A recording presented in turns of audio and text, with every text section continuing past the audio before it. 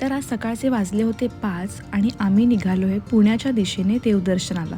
सकाळी मस्त सूर्योदय दिसला आणि सूर्यदेवाचे दर्शन झाले। पहाटे लवकर निघाल्यामुळे आम्हाला लागली होती खूप भूक, त्यामुळे आम्ही इथे घेतला हॉल्ट आणि मस्त नाश्ता केला। पोटोबा करून झाल्यावर आता आम्ही निघालोय पुढच्या प्रवासाला। वाटेत मस्त ही शंकराची मूर्ती आणि शेंगोबा देवाचे मंदिर बघायला मिळालं आणि हा होता लोणावळ्याचा फेमस पॉईंट। इथून निघाल्यावर थेट आम्ही पोचलोय श्री एकविरा देवस्थान। मंदिराच्या पायथ्याशी पोचल्यावर आता आम्ही पायऱ्या चढायला सुरुवात केली आणि आज संडे होता, त्यामुळे खूप गर्दी पण होती। तरी वर पोचल्यावर इतका आनंद झाला, इतका सुंदर डोंगर, लेण्या आणि देवीचं मंदिर पाहून मन प्रसन्न झालं। तशी VIP दर्शनाची सोय होती, पण आम्ही नॉर्मल रांगेत उभं राहून 1.5 ते 2 तासात अगदी दर्शन घेतलं। बाहेरही टीव्हीवर देवीचं दर्शन अगदी छान होत होतं आणि गाभाऱ्यातही अगदी शांतपणे दर्शन झालं। त्यानंतर आम्ही बाहेर आलो, थोडा वातावरणाचा आनंद घेतला, व्ह्यू बघितला आणि निघालो आता पुढच्या वाटेला।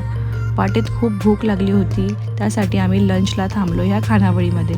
सगळ्यांनाच खूप होमली फूड खायचं होतं, घरगुती जेवण जेवायचं होतं, म्हणून आम्ही इथे घेतला हॉल्ट।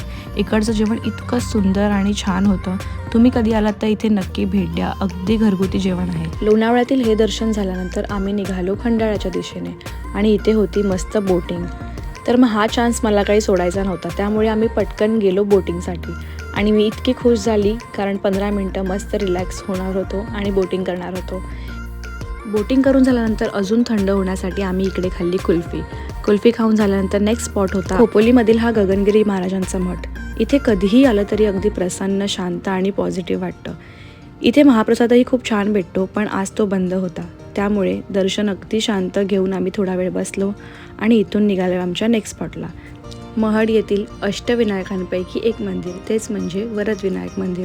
पण आज इथे मागे गणेश जयंतीनिमित्त आणि संडे होता, त्यामुळे खूप जास्त गर्दी होती आणि आम्हाला परतीच्या प्रवासालाही निघायचं होतं, त्यामुळे बाप्पाचं दर्शन आम्ही बाहेरूनच घेतलं आणि निघालो परतीच्या प्रवासाला।